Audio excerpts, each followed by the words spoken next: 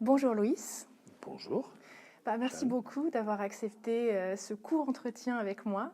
J'ai réussi à te choper entre deux avions. Tu es de très court passage à Paris et tu es venu participer à la journée de l'Association française du violoncelle. Tu es venu donner une masterclass qui vient d'avoir lieu ici. Donc, merci beaucoup de m'accorder ces quelques minutes. Avec plaisir. Pourrais-tu nous raconter un petit peu pourquoi tu es venu à Paris? C'est une belle coïncidence parce que justement, moi j'enseigne à Boston et je fais chaque semestre 2 ou 3 allers-retours, Europe, Boston. Et quand Xavier Gagnepin m'a appelé pour ce week-end, c'était la belle coïncidence que je faisais escale à Paris en venant de Boston. Donc j'ai dû juste éviter de prendre mon deuxième avion et je me suis arrêté. Voilà, j'ai atterri ce matin à 6 heures. Wow. Et c'est avec beaucoup de plaisir que, quand il s'agit toujours de parler de Casals, qui était notre papa, grand-papa, arrière-grand-papa de tous les violoncellistes, c'est toujours avec plaisir. Et surtout s'il s'agit de donner à connaître les 5 morceaux qu'il a écrits pour violoncelle et piano, c'est doublement plaisant. Donc ces 5 morceaux, ils ont été interprétés là par 5 jeunes, qui c'est d'ailleurs magnifique. Et toi, tu leur as fait des retours sur leur interprétation, mais aussi sur la manière dont Casals pensait la musique. C'est une filiation très très spéciale que tu as avec Casals, du coup, que quasiment aucun de nous n'avons. J'ai eu déjà le privilège de l'entendre en direct. Une dame qui était ici m'a montré une photo d'une répétition à la maison de Casals à Molich. C'était un trio, Casals, Julius Katchen et David Oistrakh qui répétaient un trio de Brahms. C'est une photo. On ne me voit pas sur la photo, mais moi j'étais assis au pied de Casals. Je pouvais toucher la pique avec la main. Et je devais avoir 13-14 ans, j'étais là, tout timide. Mais je me souviens très bien de Casals, là, qui était accompagné de très grands musiciens, mais tous les deux étaient à l'écoute du plus petit besoin de Maestro Casals, qui avait déjà 85 ou 86 ans, mais qui était là encore comme un chêne. Wow. Donc, moi j'ai joué pour Casals 2-3 fois, mais il m'a jamais donné cours. C'était parce que mes parents voulaient qu'il donne son opinion sur mon possible talent pour étudier la musique sérieusement. C'est à travers son frère Hendrik, qui habitait Barcelone. Et à partir de 17 ans, j'ai étudié avec lui, 2 fois par semaine, des cours privés chez lui. On commençait avec des gammes, études, et après, concerto, une sonate, mais enfin surtout des concertos. Et c'est là où j'ai appris ce qu'on pourrait appeler l'école Casals d'interprétation.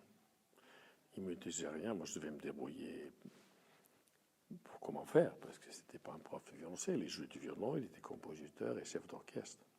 Mais ça m'a, je pense que c'est une grande partie de mes racines. Curieusement, mes professeurs importants, en tant que violoncelle, j'ai eu évidemment Radu Aldulescu ici à Paris, un conservatoire privé qui s'appelait le Conservatoire européen. Et après, j'ai eu un rapport, pas comme élève, mais comme collègue, et j'ai écouté beaucoup d'heures de cours, comme tu sais, de Bernard Greenhouse. J'ai appris beaucoup de choses de le voir enseigner, parce qu'on partageait les masterclass.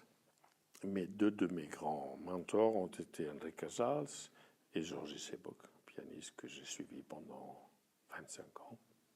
Donc voilà, j'ai eu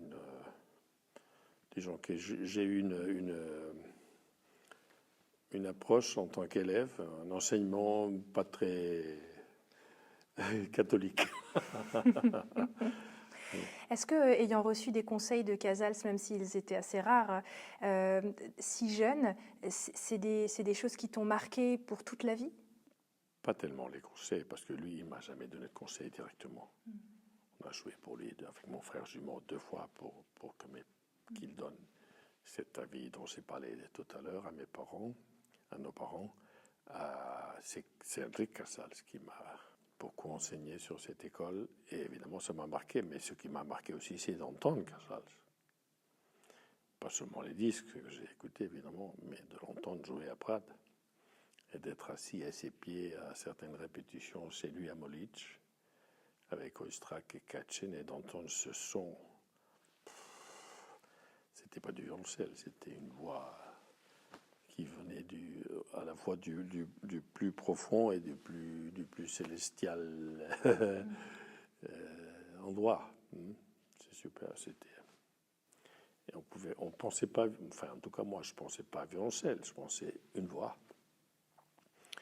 C'est pour ça que j'insiste avec mes élèves, il faut que chacun trouve sa voix. Et dans sa voix, bon, c'est à travers le violoncelle, mais chacun doit avoir sa voix. Parce que si on veut être un violoncelliste qui se fait remarquer un peu, il faut qu'on ait sa propre voix. Il y a beaucoup de violoncellistes qui jouent très bien.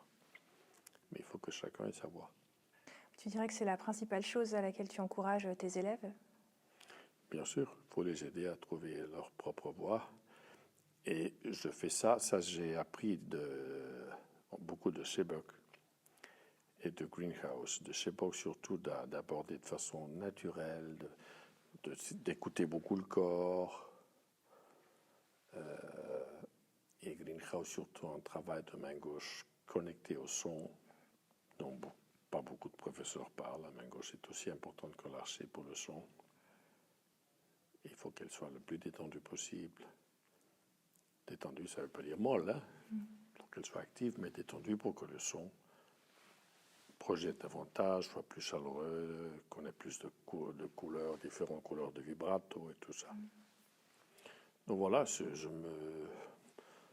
dirais pas je me limite, mais je transmets ce que j'ai appris. Je pense que je me sens l'obligation de transmettre ce que j'ai appris de ces grands musiciens. Et c'est ce que je fais avec mes élèves. Et pourrais-tu nous parler un petit peu de ton enseignement avec Bernard Greenhouse? Oui, comme j'ai dit, j'ai jamais joué pour lui, mais on partageait pendant beaucoup d'années, on a partagé le stage qu'on a commencé au monastère de Koucha à Prades et après à Fontfroide pendant plus de 15 ans. Donc moi j'enseignais le matin et les mêmes élèves, lui les enseignait l'après-midi et j'écoutais. Et là j'ai beaucoup appris de son approche noble de la musique, comme j'ai tout à l'heure parlé par exemple de comment on joue des glissades. Les glissades, c'est pas une décoration qu'on met sur la musique, ça fait partie du geste musical, donc il faut qu'elle soit naturelle, ce que serait naturel pour moi, mais je pense que c'est une loi qui devrait être la même pour tout le monde. C'est la voix, si on chante et on chante une glissade pas très naturelle, mais il ne faut pas non plus la jouer au violoncelle. Et je sens d'autant plus l'envie de transmettre tous ces enseignements parce que le monde évidemment change, le monde musical change, mais il y a une partie de musiciens de nos jours qui font plus de décoration que de vraie musique pour moi. Je me souviens d'un cours de Seebeck. Dans son stage, il donnait des cours aux pianistes, aux flûtistes, aux violoncellistes, quatuor à cordes, saxophone, chanteurs. Et je me souviens, il y avait un jeune violoncelliste américain qui a joué pour lui, superbe, mais avec pas mal d'effets spéciaux, n'est-ce pas? Indiana Jones. Et Seebeck lui a dit, vous êtes un superbe violoncelliste, mais là il avait 18 ans, je crois, un croisement de chemin. Il y a le chemin facile, qui est ce que vous faites, et qui va peut-être ou sûrement vous faire avoir beaucoup de succès. Et il y a l'autre chemin que moi je considère plus valable, parce qu'il est plus profond, d'essayer d'être le compositeur. On avait demandé à Seebeck comment faites-vous pour jouer Mozart. Il a dit pendant 20 minutes, j'essaie d'être Mozart. Et ce n'est pas prétentieux du tout. Non, on essaie de savoir quelle est l'idée du compositeur. Thierry Daquet dit une chose qui est très claire. Le compositeur, il commence avec des idées qui terminent par les notes, n'est-ce pas? Nous, les interprètes, on commence par les notes. On peut commencer par l'idée si on connaît le compositeur qui vous dit l'idée avant.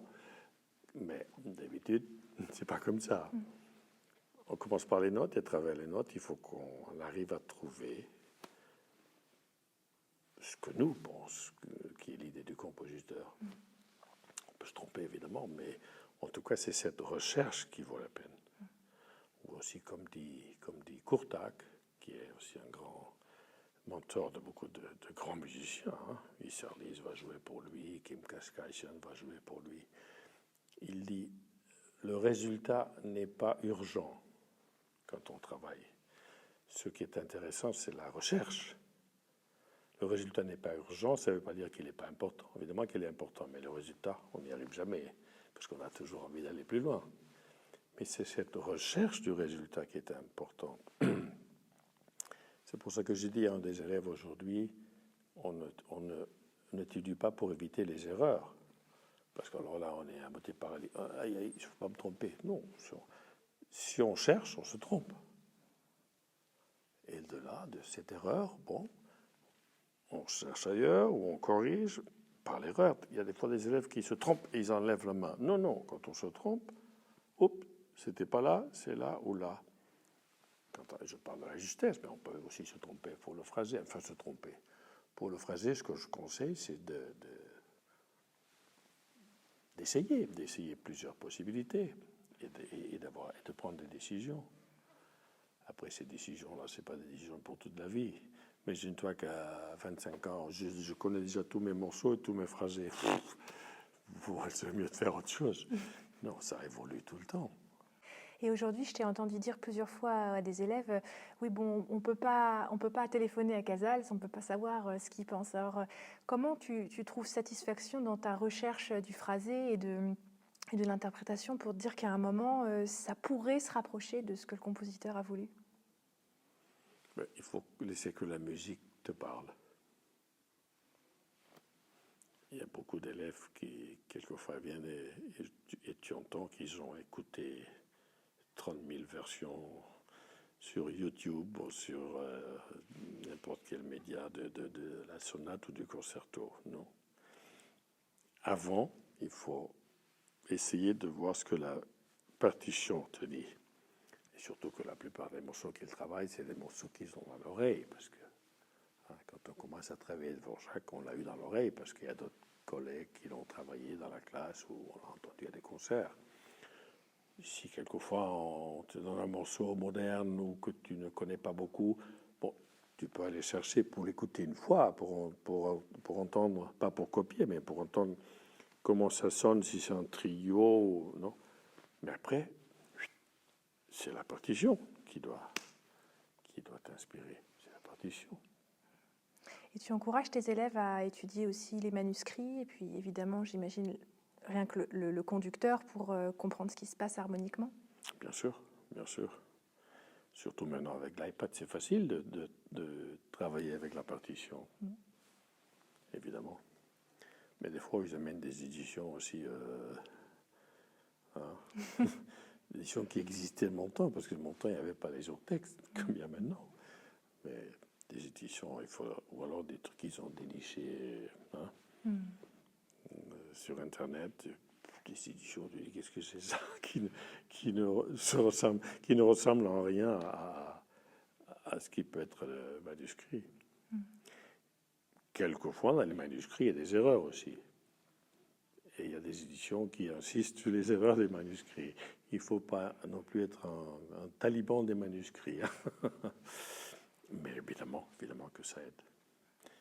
Comme quand je joue du Bach. Moi, je ne joue pas du Bach, disons, historique. Mais évidemment que les versions historiques que j'entends m'ont fait changer mon approche de Bach, de mon Bach, disons, version moderne, pour s'entendre. Louis, aujourd'hui, tu enseignes à Boston.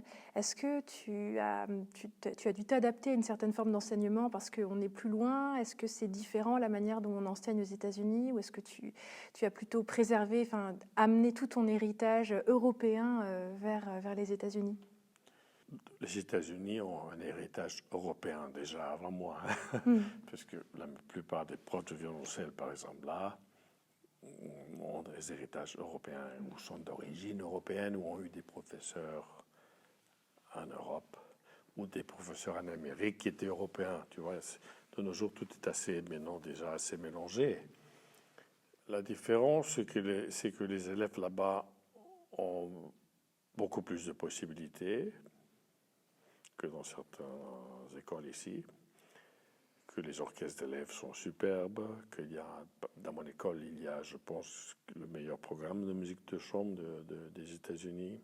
Et même si les élèves se plaignent qu'ils n'ont pas beaucoup de temps de travailler l'instrument parce qu'ils ont des tas de choses à faire, je pense que pour eux, c'est une opportunité.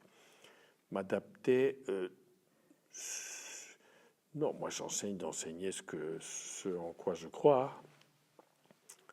Mais c'est vrai qu'il y a beaucoup d'élèves asiatiques, par exemple, et certains viennent avec un bagage culturel assez pauvre. Donc c'est pas qu'il faut s'adapter, mais il faut aller creuser plus loin pour arriver à des résultats. Et on y arrive parce qu'ils sont facilités, la plupart du temps on y arrive. Il y a des bons et des mauvais comme dans tous les pays. Hein. Ça fait une différence, c'est vrai. Ça ne me fait pas changer ma façon d'enseigner. Au contraire, je pense que je suis chaque fois plus convaincu de ce que je dois enseigner. Boston, pour moi, c'est une occasion, disons, une retraite dorée, parce que si j'enseignais en Europe, je serais en retraite.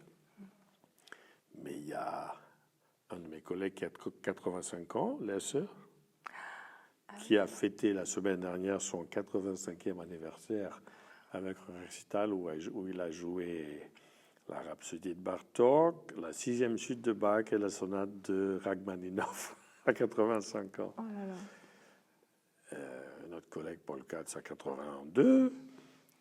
Et moi, je dépasse 70.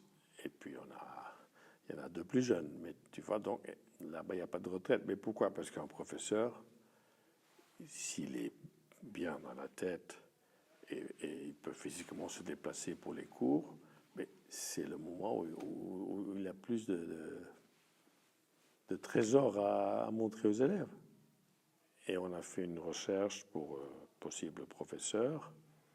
Et là, donc, ce que j'aime beaucoup à Boston, c'est qu'il y a ce qu'on appelle là-bas la community, le sens de communauté. C'est très fort. On partage des élèves. Il y a des élèves qui sont moitié avec Paul, moitié avec Larry. Certains aussi partagés avec moi, ou même des élèves qui sont moitié avec un des violoncellistes, moitié avec une prof d'alto. Ça, c'est des élèves déjà avancés, qui ont par exemple fait 4 ans avec un prof, ils veulent faire un master, donc pour leur donner quelque chose de différent, ils font moitié avec un des autres profs de violoncelle et l'autre moitié avec un des profs d'alto, un prof de violon, ou avec le département de musique moderne, d'improvisation.